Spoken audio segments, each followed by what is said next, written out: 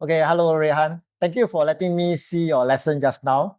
I think we all understand that students don't like to run. But when I observe your lesson, right, wow, I could see that the students actually enjoy running. They were motivated and they were trying their best. So how did you motivate the students? How do you get their buy-in to want to run faster or want to work hard in their running?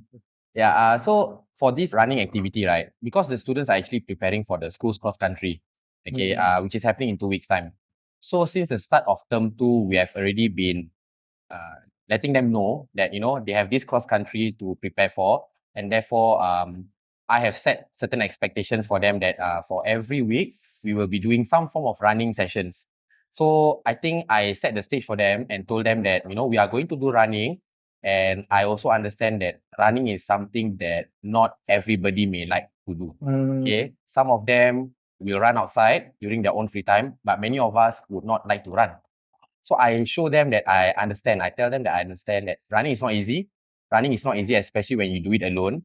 But if we were to do it together as a class, together, no matter how fast or how slow, I can assure them that it's going to be meaningful and enjoyable. And I think one of the most important thing is that for every running session, I also join in with them to show them that I understand the pain that they are going through.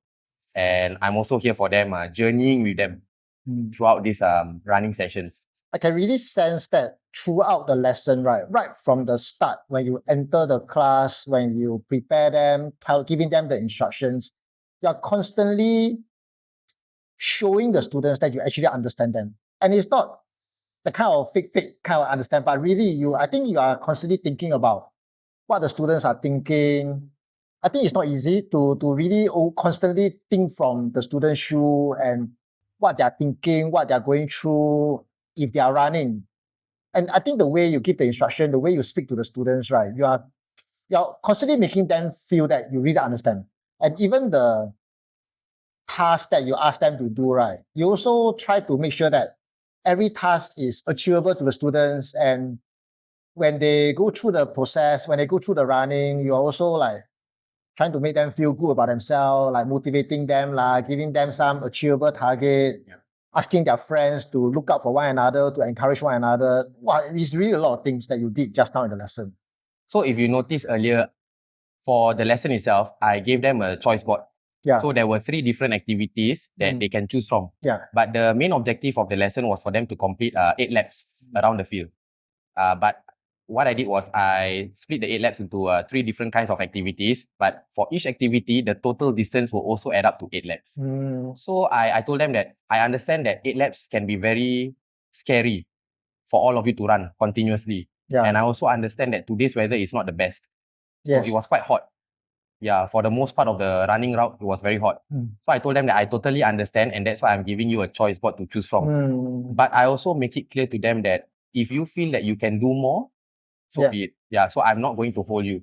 But I think that at the end of the day is what I want them to know is they know their own body best, they know themselves best, and I'm not the one dictating for them what kind of activities they should be running. Because I totally believe that if they are able to choose their own activities, that's totally their own choice, and they will really be motivated to complete it. Yeah. The motivation before the run, during the run, after the run, Yes. then every lesson keep on reinforcing what they have done well, why they should do it. I think this running activity is more so on the affective part rather than on the psychomotor or cognitive. I really find myself using a lot of positive language throughout the lessons. I think also you can see I use music to kind of like hype. So whenever they complete their runs and when they are resting, they can listen to music. And some of them actually requested for songs. So I just ensured that the songs were clean in the sense. So yeah, for them to just enjoy so that the environment is chill. I want them to see the running activity as a chill session rather than a tekan session. Yeah, we always say like self-determination theory, autonomy, competence, relatedness. So sometimes if it feels like you just need to do 3 things, give the students some autonomy, the task make them feel competent, praise them a little bit, then after that relatedness, explain to them a little bit. Yeah. But from what I can see from your lessons, right, it is not 3 things. It is like thousands of things, thousands of effort just to build that relatedness in the students, just to make them feel competent, just to make them feel like they have it in them. So for the activities itself, some of them may still not understand what is. So for example, one of the activities was they are supposed to run for 2 laps and they are supposed to rest for 2 minutes. So some of them don't know what 2 minutes is like.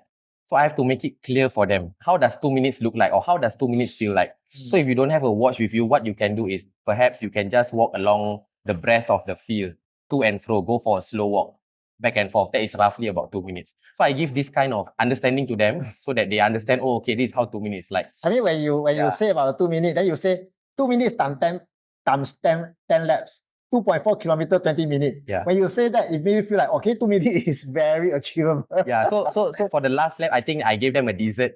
So after they completed the main course or the main activity, I said, okay, this is the dessert activity. We are just going to go for a 1 lap run. So this is to work on your finishing part of the race, right? Research. So I told them, okay, so how fast should you run? I'm not expecting you to run all out, but maybe I give you a target. The target is 2 minutes. But some of them don't understand what is 2 minutes in that 1 lap. So, but they do understand that 1 lap is around 240 meters. And they also understand that if they run 10 laps, they are 2.4 kilometers. So if you take 2 minutes per lap and you multiply it by 10, that's 20 minutes, 2.4 kilometers. So I throw the question back to them. What is 2.4 kilometers, 20 minutes to you? Is it a fast time to you? Is it a slow time to you? I'm not going to answer that question for you. You can answer it for yourself. Then you can see they start to reflect, they start to think, then they, actually not bad, because many of them can run. Suddenly they're motivated. Motivated. Yeah.